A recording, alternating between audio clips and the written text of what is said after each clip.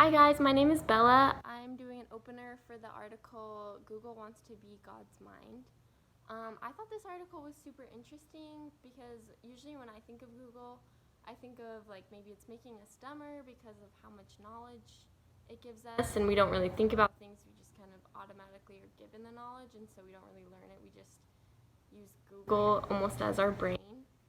And I didn't really think of the aspect of it being God's mind or like being the all-knowing thing that we go to for answers. So as I started reading this article, I was sort of thinking like, how do I define God's mind and how do I define Google, and kind of like what is the difference between those two? And the article kind of calls Google the canon of all knowledge. So it discerns the universe, it renders order from chaos, it answers questions. It's like priests teaching us because it's unbiased and it just has an infinity of knowledge. It just has eternal knowledge. And so on Google, you can find answers to almost anything. Like you type a question, you find an answer. And or it's a source of knowledge, or it's a way to find other sources of knowledge, and it kind of like directs you around. And I was trying to think of like how that's different from God's mind, and to me God's mind is a source of truth, so it's one eternal truth, whereas Google is like infinite amounts of truth. And so I was just thinking about like what truth is in our world today, and I think throughout time, truth has always changed. It's always been relative, and a trend I see a lot of times today is that there is no truth. Like even like Facebook and politics, like something like that. Like people just find an article to support whatever point of view they have, or just with anything. Like you can find a truth to justify whatever point. Like even feminism, I'm a feminist. Like there's so many good things about it, but there's not like one like for example, like some feminists might say like, oh, you cover up to respect yourself and that's being a good feminist, and other feminists might say, no, if you show your body, that's a feminist act.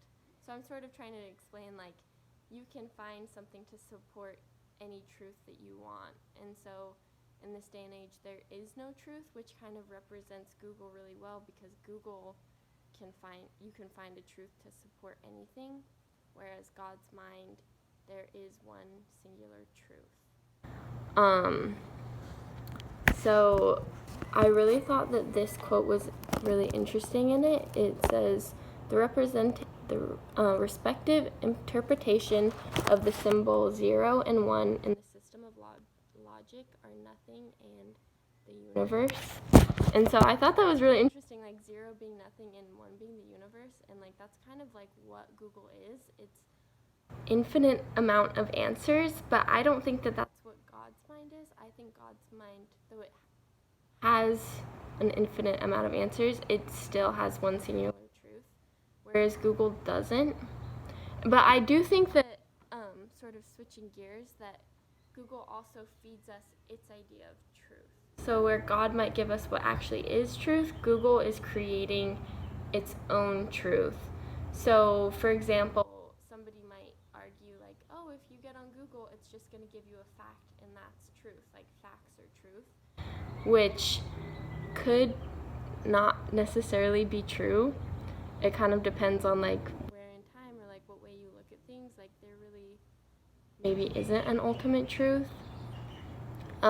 Or for example, another way that Google feeds us truth is the I'm feeling lucky, where you just type a question, you press I'm feeling lucky, and it takes you to an article. So Google's giving you an answer, it's giving you truth. Or for another example is that companies or whoever can buy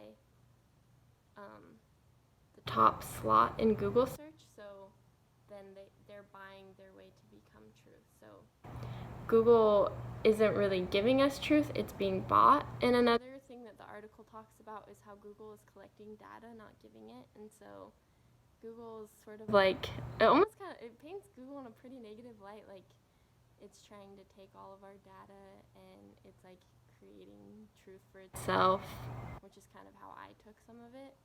And like at the end of the article it talks about womb envy, like Google's trying to like sort of take over. And then also, like, usually the top results of Google match like popular ideologies or like whatever you would expect the answer to be. So even if that's not really what's exactly true there, it would feed you what you would expect to be true. So it sort of like enforces ideologies that already exist. So I just kind of wanted you guys to think about that those differences I was noticing. That's kind of like what I took away from the article.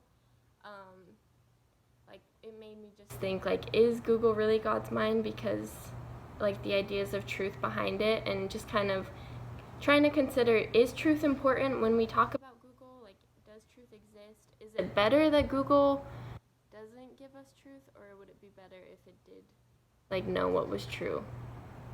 So yeah, I'll put my questions in the next